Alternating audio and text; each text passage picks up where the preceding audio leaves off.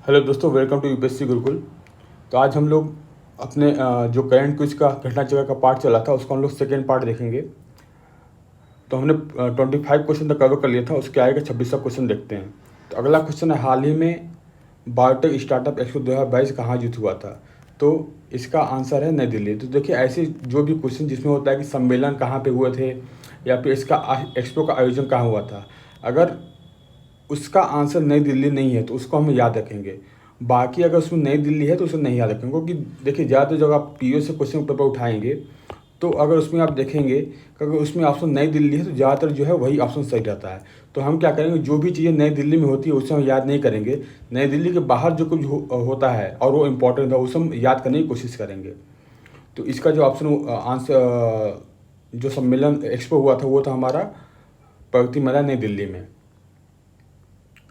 अगला क्वेश्चन है, जून 2022 में भारत के किस संस्थान ने वर्ष 2021 के लिए यूनेस्को का किंग हमद बिन ईसा अल खलीफा पुरस्कार जीता? केंद्रीय शैक्षिक प्रौद्योगिकी संस्थान, केंद्रीय विद्यालय संगठन, इसरो, डीआरडीओ। तो इसका आंसर है हमारा केंद्रीय शैक्षिक प्रौद्योगिकी संस्थान, CIET, central institute of educational technology. तो ये क्या करता है, जो एजुकेशन फील्ड में ICT का उपयोग है उसको जो है वो अगर कोई बढ़ावा देता है तो यूनेस्को का जो किंग हमद बिन ईसा पुरस्कार है उसको दिया जाता है।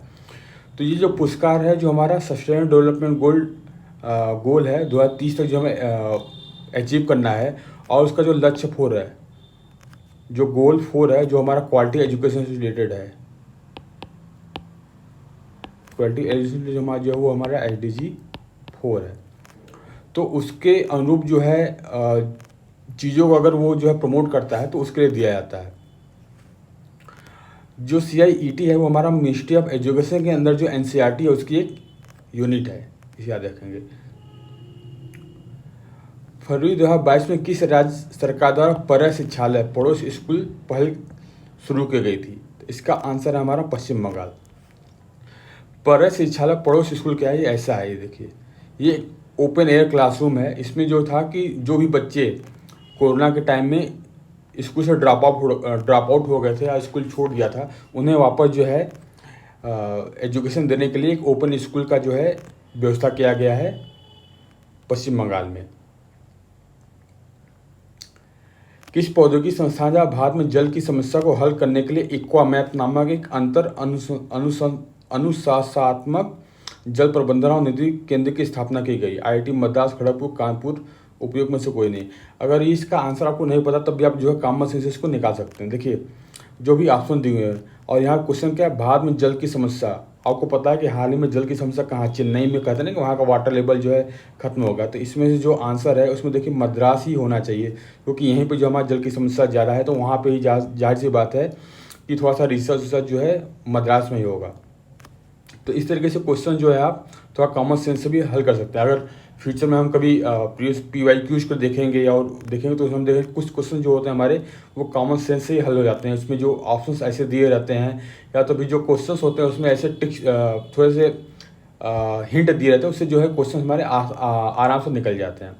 तो इसका आंसर हमारा IIT मद्रास। ये जो हमारा क्वेश्चन इंपॉर्टेंट है, देश का पहला ग्राफीन नवाचार केंद्र किस राज्य में स्थापित किया गया है? तमिलनाडु, केरल, कर्नाटक, तेलंगाना। तो इसका आंसर हमारा केरल। तो जो ग्राफीन इनोवेशन सेंटर है, तो इसमें ये याद रखिए, उसके बाद जो ग्राफीन है उसको हमें याद रखना है। ग्राफीन जो है ये कार्बन का एलिट्रॉप है, इसको जो मिरेकल मटेरियल भी बोलते हैं। क्यों? क्योंकि इसकी स्ट्रेंथ, मजबूती, इलेक्ट्रिकल कंडक्टिविटी और इलास्टिसिटी की वजह से, और इसको जो है लिथियम आयन बैटरी उसका अल्टरनेटिव की तरह इसको जो है प्रोजेक्ट किया जा रहा है। तो ये चीज़ें हम याद रखेंगे। अगला क्वेश्चन है हमारा, जनवरी 2022 में शुरू किए गए स्मार्ट सिटीज एवं academic towards action research SAR कार्यक्रम के संबंध में निम्नलिखित कथनों पर विचार कीजिए। यह कार्यक्रम आवास एवं शहरी कार्य मंत्रालय, national institute of urban affairs और देश के अग्रणी भारतीय शैक्षिक संस्थानों की एक संयुक्त पहल है। अब देखिए, इसमें एक कॉमन सेंस आप भी लगा सकते हैं कि स्मार्ट सिटीज़ है। स्मार्ट सिटीज़ को जो है ministry of housing and urban affairs जो वो करता है। तो ये ऑप्शन जो है ज़्यादातर हमारा बताता है कि ये सही होगा। इस कार्यक्रम के तहत देश के 15 प्रमुख वास्तुकला और योजना संस्थान स्मार्ट सिटी के साथ मिलकर स्मार्ट सिटी मिशन द्वारा शुरू की गई ऐतिहासिक परियोजनाओं का दस्तावेजीकरण करेंगे। एक बहुत ही जनरल स्टेटमेंट है और जनरल स्टेटमेंट जो होते हैं वो ज़्यादातर सही होते हैं, तो इसका आंसर जो है हमारा सी होगा। इस तरह से जो हम कॉमन सेंस लगा के भी क्वेश्चन को जो है सॉल्व कर सकते हैं। तो इसमें आपको याद रखना सबसे पहली चीज़, जो स्मार्ट सिटी मिशन है वो हमारा 25 जून 2015 को स्टार्ट हुआ था। इसके अंदर 100 सिटीज़ को जो है स्मार्ट सिटी बनाया जाएगा और यूपी में 10 ऐसे शहर हैं जिन जो स्मार्ट सिटी के अंदर जो है वो कवर होते हैं। वो है हमारे वाराणसी, प्रयागराज, लखनऊ, कानपुर, आगरा, अलीगढ़, बरेली, झांसी, मुरादाबाद, सहारनपुर। और बीपीएससी के लिए याद रखेंगे कि बिहार में से 4 सिटीज़ हैं, वो हैं पटना, मुजफ्फरपुर, बिहार शरीफ और भागलपुर। और इसमें याद रखने की जो है वो हमें याद रखना है कि जो सार है उसके अंदर जो 75 ऐतिहासिक शहरों का जो है वो एक समूह तैयार किया गया। कितने हैं वो? 75 हैं।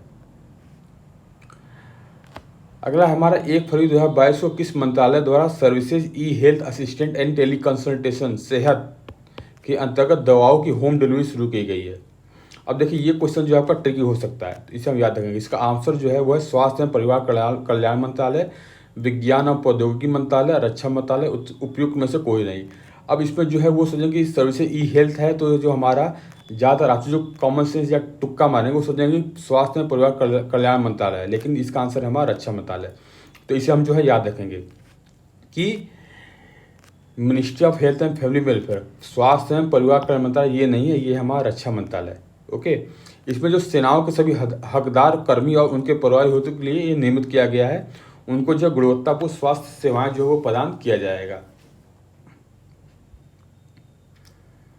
अगला क्वेश्चन है हमारा, जनवरी 2022 में भारतीय अक्षय ऊर्जा विकास agency limited IREDA, Indian renewable energy development agency द्वारा रूफटॉप सोलर पावर प्रोजेक्ट को स्थापित करने के लिए किस कंपनी के साथ समझौता किया गया है? Goa shipyard limited, nuclear power corporation limited, Adani power limited, उपरोक्त में से कोई नहीं। तो इसका आंसर है हमारा गोवा शिपयार्ड लिमिटेड। तो इसमें हमारे एग्जाम के लिए क्या जरूरी है? एक तो हम याद रखें कि हाँ, जो रूफटॉप पावर प्रोजेक्ट है IRDA ने जो है वो हमारा गोवा शिपयार्ड लिमिटेड के साथ जो है कर रही है। दूसरा हमें याद रखना है कि गोवा शिपयार्ड लिमिटेड का जो मुख्यालय है वो वास्को डिगामा गोवा में है, क्योंकि आप यूपी पीसीएस के पिछले 2 साल क्वेश्चन पेपर देखेंगे तो वो एक साइड जो है हमारे कंपनी दे रहा है और दूसरा साइड जो है उनके हेडक्वार्टर्स वो मिलाने को दे रहा है। तो गोवा शिपयार्ड जो है उसका मुख्यालय वो वास्को डिगामा में है और दूसरा जो है IRDA, इसका मुख्यालय नई दिल्ली में है। और IRDA जो है ये हमारा जो गोवा शिपयार्ड लिमिटेड है वो रक्षा मंत्रालय के तहत एक सार्वजनिक क्षेत्र का उपक्रम है। ओके, अगला क्वेश्चन है, प्रधानमंत्री सूक्ष्म खाद्य उद्योग उन्नयन PMFME योजना के संबंध में निम्नलिखित कथनों पर विचार कीजिए। खाद्य प्रसंस्करण उद्योग मंत्रालय ने भारतीय राष्ट्रीय कृषि सहकारी विपणन संघ नेफेड के साथ एक जिला एक उत्पाद के तहत 10 ब्रांड विकसित करने का समझौता किया है। दूसरा है, प्रधानमंत्री सूक्ष्म खाद्य प्रसंस्करण उद्यम PMFME योजना के तहत 6 ब्रांड 5 जनवरी 2022 को लॉन्च किए गए हैं। उपरोक्त कथन में से कौन सा सही है? केवल 1, केवल 2, 1 और 2 और ना तो 1 ना तो 2। तो इसका आंसर हमारा सी। PMFME है हमारा प्रधानमंत्री formalisation of micro food processing enterprises scheme. इसमें सबसे पहली चीज़ याद रखेंगे ये 5 साल के लिए है और ये स्टार्ट हुआ 2020-21 से 2024-25 तक। ये चीज़ याद रखेंगे। ये क्वेश्चन जो है इस तरह क्वेश्चन जो है पेपर में आते हैं कि कब से कब तक जो है वो जो कोई स्कीम है लागू किया गया। दूसरा चीज़ याद रखेंगे इसके अंदर जो 6 ब्रांड है वो लॉन्च किए गए हैं और वो है हमारे अमृतफल, कोरी गोल्ड, कश्मीरी मंथ, मधुमंथ, सोमदाना, दिल्ली बेस के होम व्हीट कुकीज़। अगला क्वेश्चन जी हमारा MPPCS के लिए है, इंपॉर्टेंट है। फरवरी 2022 में भारतीय रेलवे के लिए किस राज्य में Bharat heavy electrical limited BHEL द्वारा एक 1.7 मेगावाट का सौर फोटोवोल्टिक संयंत्र लागू किया गया है? मध्य प्रदेश, छत्तीसगढ़, पश्चिम बंगाल, उत्तर प्रदेश। तो MPPCS ने बोल दिया तो इसका आंसर जो है मध्य प्रदेश होगा।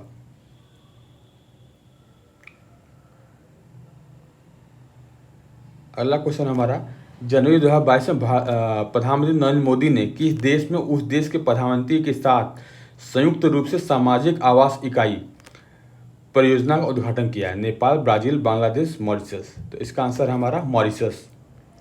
सोशल हाउसिंग यूनिट, सामाजिक आवास इकाई जो है कहाँ लॉन्च किया गया है? मॉरिशस में, इंडिया द्वारा। तो इसमें इससे ज़्यादा इम्पोर्टेंट हमें थोड़ा सा मैप अब देख लेंगे कि मॉरिशस है कहाँ। ये हमारा मेडागास्कर है, उसके बगल में हमारा ये मॉरिशस है।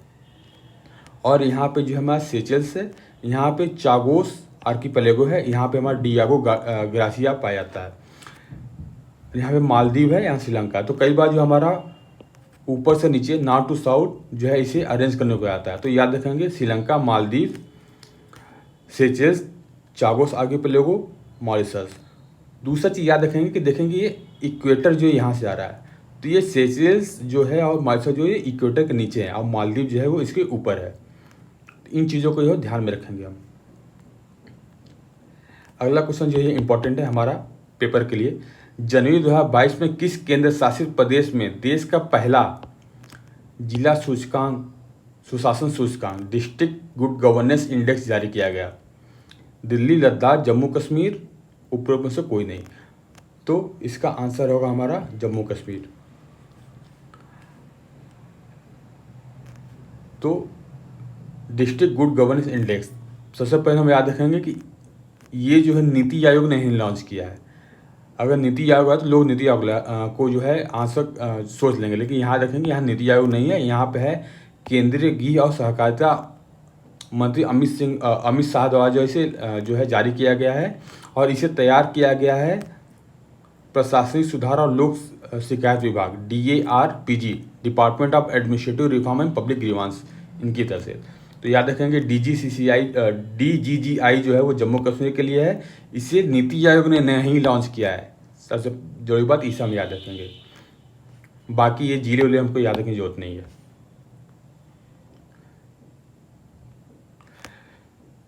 फरवरी 2022 को भारत के किन 2 आर्द्र स्थलों वेटलैंड्स को अंतर्राष्ट्रीय महत्व के आर्द्र भूमियों को रामसर सूची में शामिल किया गया है? खिजड़िया वन्यजीव अभयारण्य, बखीरा वन्यजीव अभयारण्य, अष्टमुड़ी आर्द्र भूमि, भीलडवास वन्यजीव अभयारण्य। ऑप्शन हमारा 1 और 2, 2 और 4, 2 और 3, केवल 1 और 4। तो इसका आंसर हमारा 1 और 2। तो जो भारत की 2 आर्द्र भूमियाँ हैं वो सबसे पहले याद रखेंगे, ये जो रामसर कन्वेंशन वो हमारा 1971 में रामसर जगह है ईरान में, वहाँ पे जो है इसको जो है रेटिफाई, वहाँ पे मतलब इसको जो है कन्वेंशन जो है वहाँ पे हुआ था। तो वहाँ से जगह के नाम से वजह से इसका नाम रामसर कन्वेंशन रखा गया है। दूसरी चीज़ 2 फरवरी को हम जो है विश्व आर्द्र भूमि दिवस मनाते हैं। वर्ल्ड वेटलैंड डे जो है वो हमारा 2 फरवरी को जो है मनाया जाता है। और इसमें जो 2 स्थल शामिल किए गए हैं वो हमारा खिजड़िया वन्यजीव अभयारण्य जो गुजरात में है और बखीरा वन्यजीव अभयारण्य जो उत्तर प्रदेश के संत कबीर नगर डिस्ट्रिक्ट में है।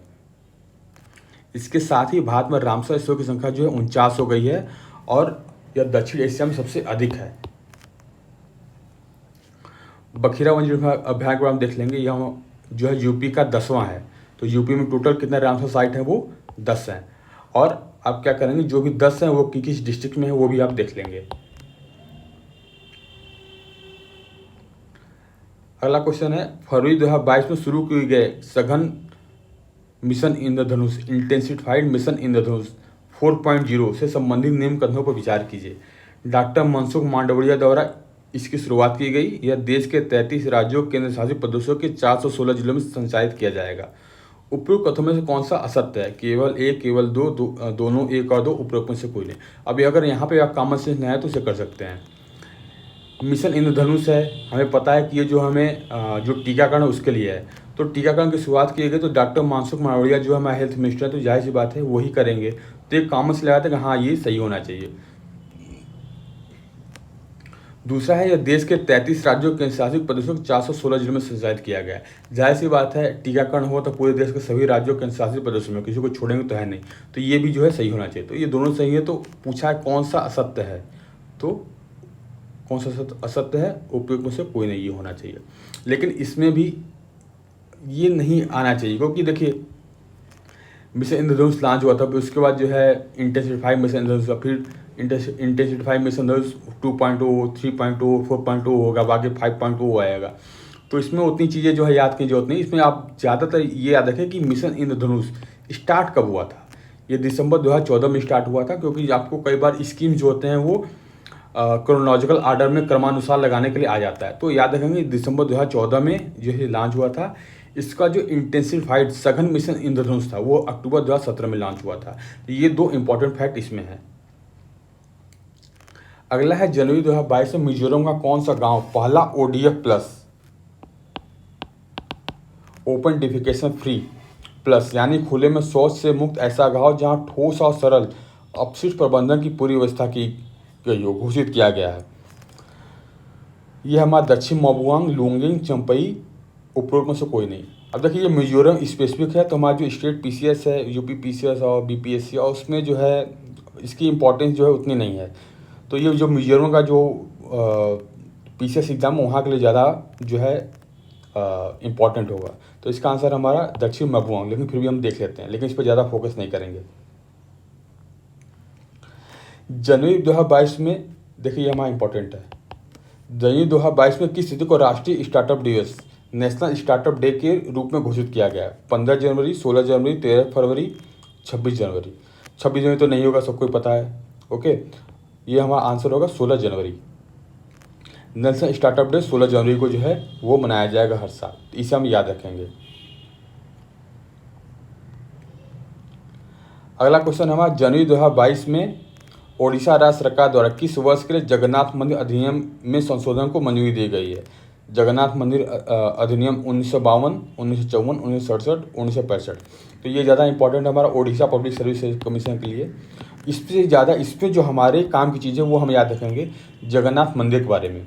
तो जगन्नाथ मंदिर जो है 12वीं शताब्दी में बनाया गया था, और इसे बनाया था अनंतवर्मन चोडगंग, जो कि हमारा ईस्टर्न गंगा डायनेस्टी या पूर्वी गंग डायनेस्टी से ताल्लुक़ रखते थे।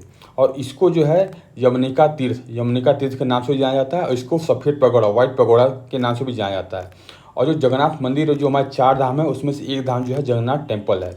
तो बाकी हमारा बद्रीनाथ है, द्वारका है, पुरी, जगन्नाथपुरी और रामेश्वरम। तो ये एक चीज़ याद रखेंगे। इसके अलावा एक चीज़ याद रखेंगे, उड़ीसा में और कौन से इम्पॉर्टेंट फेमस जो है वो चीज़ें हैं। तो एक हमारा कोणार्क सूर्य मंदिर, जो कि हमारा वर्ल्ड हेरिटेज साइट है। ओके, दूसरा तारा तारणी मंदिर है, लिंगराज मंदिर है, उदयगिरी और खंडगिरी गुफाएं, जो कि हमारा जैन जो सेक्ट है उससे ताल्लुक़ रखती है। इसे याद रखेंगे। तो कभी आप एंशियंट हिस्ट्री पढ़ेंगे तो वहाँ पे आपको ये पढ़ने को मिलेगा।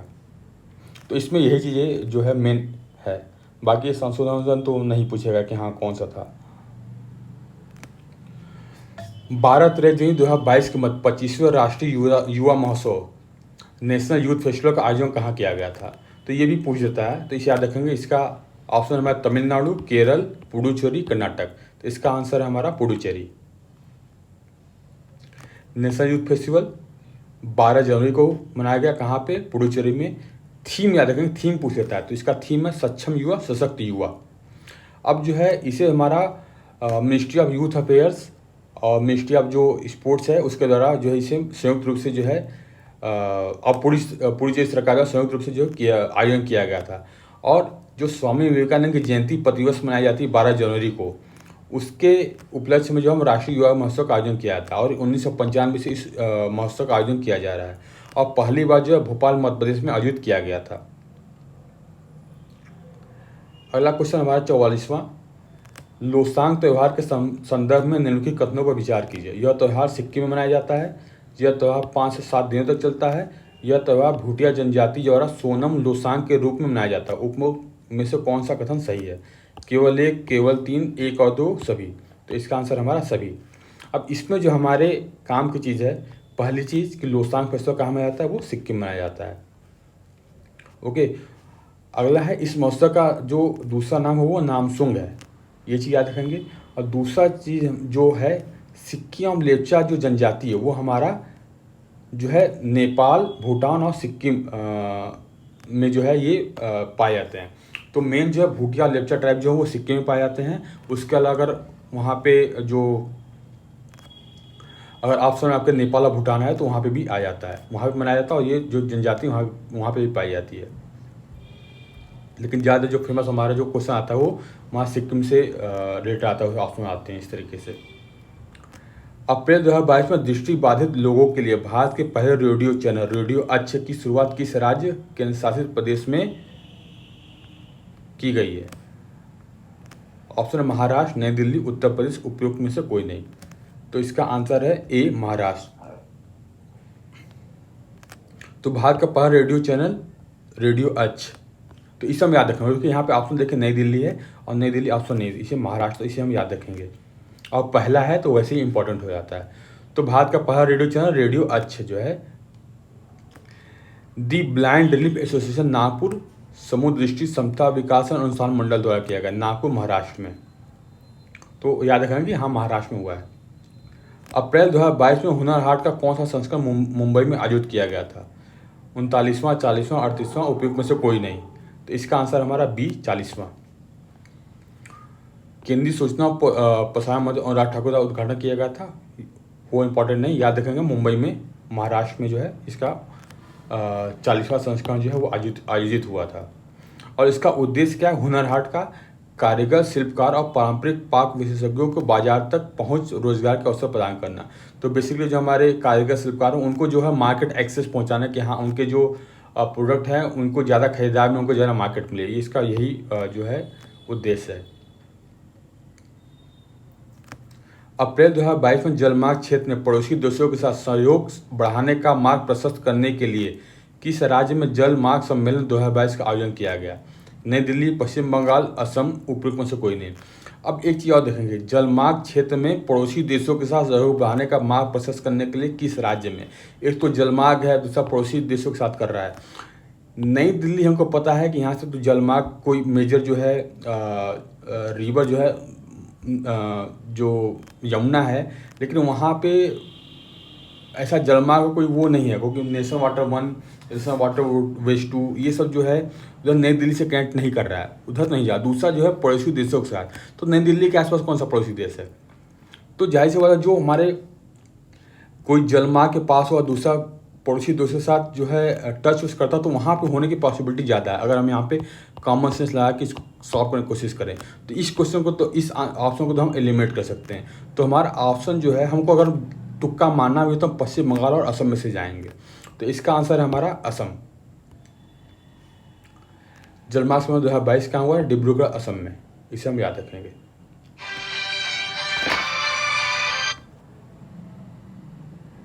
अगला क्वेश्चन है 48वां। अप्रैल 2022 में किस राज्य केंद्र शासित प्रदेश में युवाओं को उद्योग से जोड़ने के लिए अवसर पोर्टल लॉन्च किया गया है?